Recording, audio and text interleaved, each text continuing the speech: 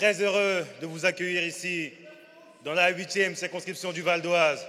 Et qu'est-ce qu'elle est belle, cette 8e circonscription. Nous sommes ici, à Garges-les-Gonesse, et nous sommes non loin de Villers-le-Bel, d'Arnaudville, de Bonneuil et de Sarcelles.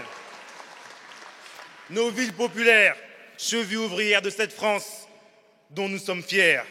Ces femmes et ces hommes qui y font face sans mettre le genou à terre. Oui, le Val d'Oise est une terre de lutte. Et j'en prends pour preuve les scores de Jean-Luc Mélenchon dans nos quartiers populaires, aux élections de 2017 et de mai et d'avril 2022. C'est à Garges que nous avons obtenu le plus gros score de Jean-Luc Mélenchon avec 62%.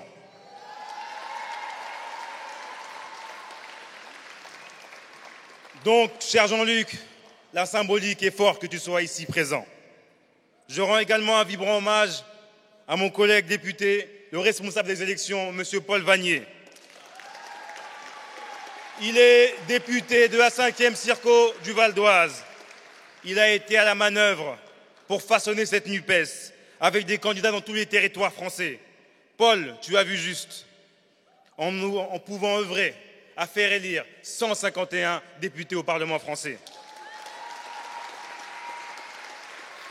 Il y avait 10 candidats de la NUPES qualifiés au second tour dans le Val d'Oise. Aujourd'hui, nous sommes 3 députés de la France insoumise sur le département qui a gagné des parlementaires de combat au plus proche des luttes de notre territoire contre la Macronie et contre l'extrême droite. Et bien entendu, notre ami Aurélien Taché, député de la 10e circonscription du Val d'Oise. Cher Aurélien, cela a du sens que tu sois parmi nous aujourd'hui. Tu étais présent lors de mon lancement de campagne en mai 2022 et te voilà ici en tant qu'écologiste. Et par cohérence, tu as choisi de soutenir la liste de l'Union populaire avec le programme de la NUPES, cette liste menée par Manon Bry. Cette liste menée par Manon Bry et avec la présence de notre ami à toutes et à tous, Rima Hassan, à qui nous transmettons notre force et notre soutien. Nous transmettons notre force et notre soutien à Rima Hassan. Jamais nous ne reculerons face aux attaques de cet ordre établi. Jamais nous ne reculerons face aux attaques des libéraux et des fachos. C'est un arc politico-réactionnaire. Ils nous montrent du doigt. Mais qui sont-ils pour nous juger? Nous, les personnes issues des quartiers populaires. Ils n'ont aucun mérite. Cela va des membres du gouvernement à l'extrême droite, du Rassemblement national, avec leur politique stigmatisante, insultante, islamophobe et raciste. Alors que nous méritons le respect. Nous sommes en première ligne avec les métiers essentiels, et je vous vois ici avec les métiers essentiels, les métiers les plus pénibles et les plus précaires en même temps. Cher Jean-Luc, ici, tu as à Garges la France d'en bas, la France qui se lève tôt, la France qui ne peut pas faire de télétravail parce que ces métiers sont indispensables par notre présence. Ici, pendant le Covid, nos trains du RERD étaient bondés parce que nous allions travailler en présentiel.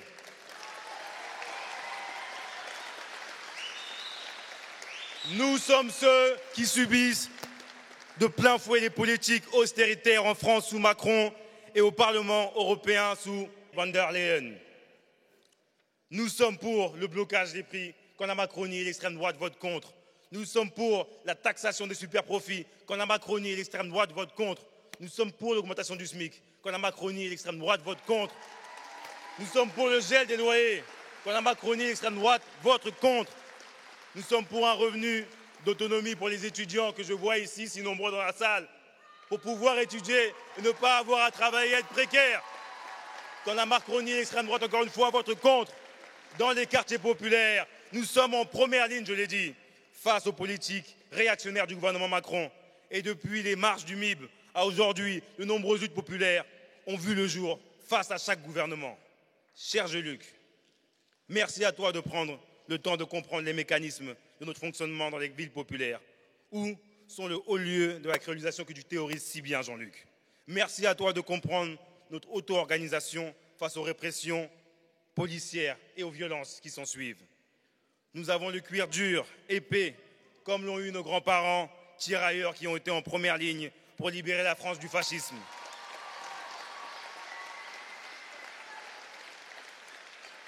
Aujourd'hui, l'histoire se répète. Ces petites filles et petits-fils de soldats africains sont appelés à se mobiliser pour ne pas laisser le fascisme et le racisme gouverner l'Europe. Nous, habitants et habitantes des quartiers populaires, nous subissons l'absence d'équité, l'absence d'égalité, l'absence de fraternité. Tous les jours, avec les discriminations à l'embauche, les insultes répétées dans les médias, l'islamophobie, les remarques à cause de la couleur de peau, nous avons grandi avec cela.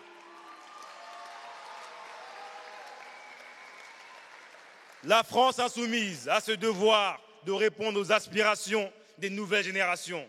Car en 2027, Jean-Luc, ce sera nous contre l'extrême droite. Nous, humanistes, insultés à longueur de journée par les journalistes, qui n'ont honte de rien en répétant les éléments de langage du Likoud de Benjamin Netanyahou. Les extrêmes droites se rejoignent, que ce soit en France ou en Europe et dans le monde. De Zemmour à Le Pen, de Ravir Millet à Mélanie, en passant par Retailleau et Ciotti, il n'y a qu'un pas. Ils nous parlent de culture judéo-chrétienne, les mêmes éléments de langage de Benjamin Netanyahou et Habib Meyer que je vous invite à huer. Ils ont peur de vous, ils ont peur du soulèvement populaire qui réside dans nos villes et dans nos quartiers. Si nous votons, nous gagnons, camarades. Sortons massivement avec nos voisins dans nos tours. Allons voter ensemble le 9 juin. Aucune voix ne doit manquer pour la paix face à la propagande génocidaire qu'ils offrent à des criminels. Résistance!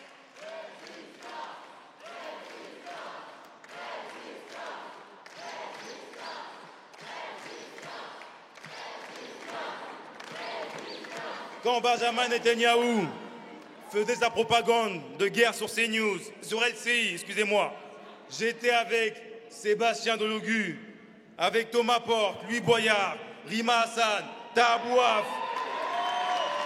François Picmal ici présent.